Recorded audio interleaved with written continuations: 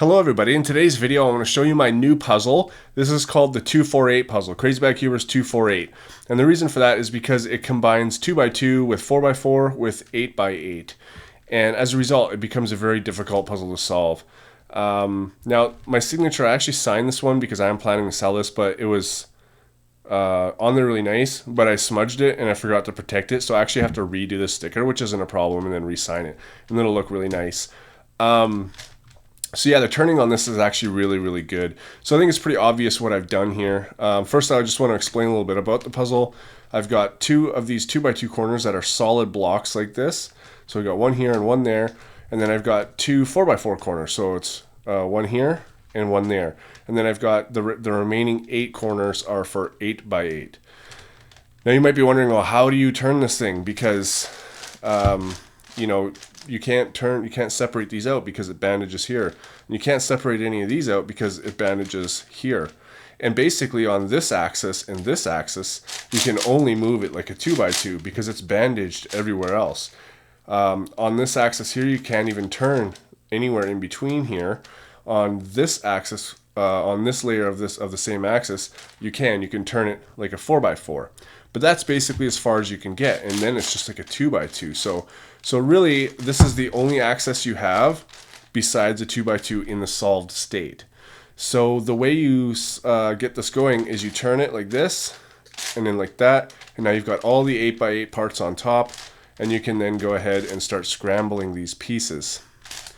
I'm going to scramble it later. I've been not wanting to scramble it because well, one, I like looking at it like this. I think it's really cool. And two, I'm not sure if I can solve it. I mean, I could if I took the amount of time, but I am planning to sell this. So I'm not sure if I'm going to. I might have to take it apart, but I'm going to give it a good effort to try to solve it, actually. But anyways, yeah, that's how it works. You go like this, and then you can start scrambling these.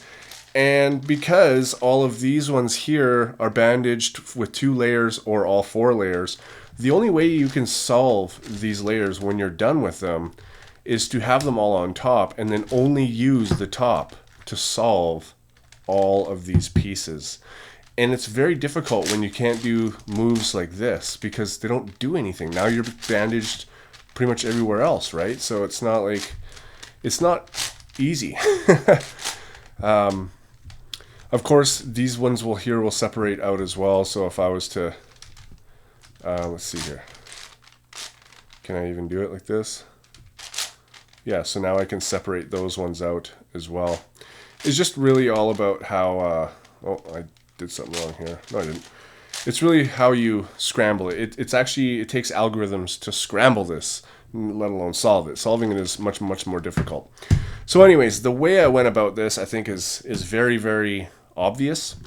I basically took an 8x8 puzzle, and say for this whole section here, I would lift it up, put some glue, make sure it's straight, glue it, and I would glue every single piece to every single piece. And that became a solid corner. And then here, it's the same thing. I just glued these pieces, glued these, those, and those. And I just did that for these 4, and then I took it apart. And the thing is that, like, if I turn it like this, you can clearly see some lines. If I can get a good angle in the light right here, right? So you can clearly see that where these 2 pieces are, there's a gap there, right, in the puzzle. So I actually filled all those and all the other gaps. So if you look here, you'll see that it looks like one piece, right? Oh, let's go here. There's a good one, right? It looks like one piece because I've gone through and took the time to fill all that. So it does look like one piece. And it's like that on every single piece. And it's not just the big pieces. On these pieces here, if I turn this, you can see the difference here. Whereas on a piece that hasn't been bandaged at all, you can see the lines going through there. But on here, you can't because I've made it one piece. So I really went through and took the time to build this thing properly after gluing them all, taking it apart, further gluing it on the inside to strengthen it. And then, like I did in my filling the gaps mod tutorial, I just did that, except I had to do the whole outside of the faces, the inside parts here. It was very, very time consuming. Altogether, it took me 15 hours to make this puzzle, which was a lot longer than I thought it would be. But when I don't know, it just takes a lot of time to glue things properly. And then it also takes days, actually, to use the epoxy resin that I used to fill the gaps. It actually took days to do that because you can't get it all. It gets sticky on your fingers. You can only get like 2 sides at a time, and then one, and then the little inside parts the next day. So it actually took a long time, and then I could start sanding everything, and that took a long time as well because I don't want to sand too far, and with all the epoxy on top, I only wanted to bring it right back down to the puzzle, and that took a lot of patience. I can say that. And that's something I lack in a lot of the time. So I'm actually kind of proud that I was able to do that. And actually, now that I have this puzzle, I kind of regret not stickering it like this, where these are separated out, and it was this whole side here would be red with these two over here. But what can you do? Maybe the next time I'll do that. But it still gives it a really nice, cool effect like this. So overall, 15 hours to make. And that's including cutting stickers. These stickers here for the 8x8 section, I ordered those, and then I ordered the same color sheets for the big ones, and then I just cut these out. And I think I did a fairly good job on this, probably the best job I've ever done at hand stickers. But yeah, I really like the puzzle. I like the way it looks. It turns absolutely great. I've had problems in the past where I'm trying to glue pieces together, and it just doesn't turn properly. And I know why that is. I might go into that in a different video if I ever make a video on how to bandage a puzzle like this.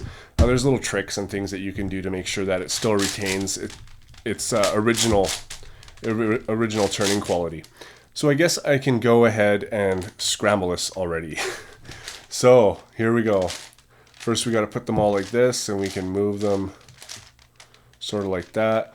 And now we have to actually twist a corner. So we have to treat it like a 2x2, and now you can see I've twisted this corner, and now I can separate those out. But let's go ahead and twist another one first as well, and now let's start separating things out a little bit. All right, let's twist this one, and then let's twist this one.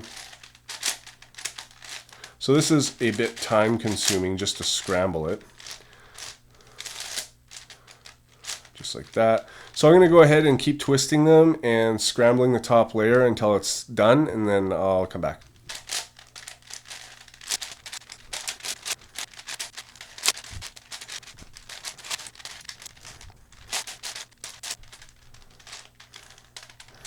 So I think I've done a sufficient scramble for the top. I could scramble it a bit more, but I think it's pretty good. It's pretty difficult to get this apart already. So anyways, let's get these layers in the top, and then we can start doing it with these ones too. So we will do the same thing here, just do the same kind of movements to get these separated. I'll do it here too. And now I can separate those out as well. So now I want to separate all of them. So I'm just going to go ahead until they're all separated.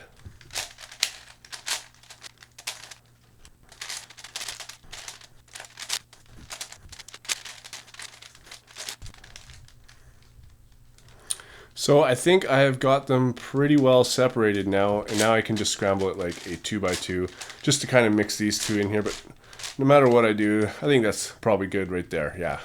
So I'm going to call that the scrambled. Look at how much I wore that off. I'm going to have to redo that for sure.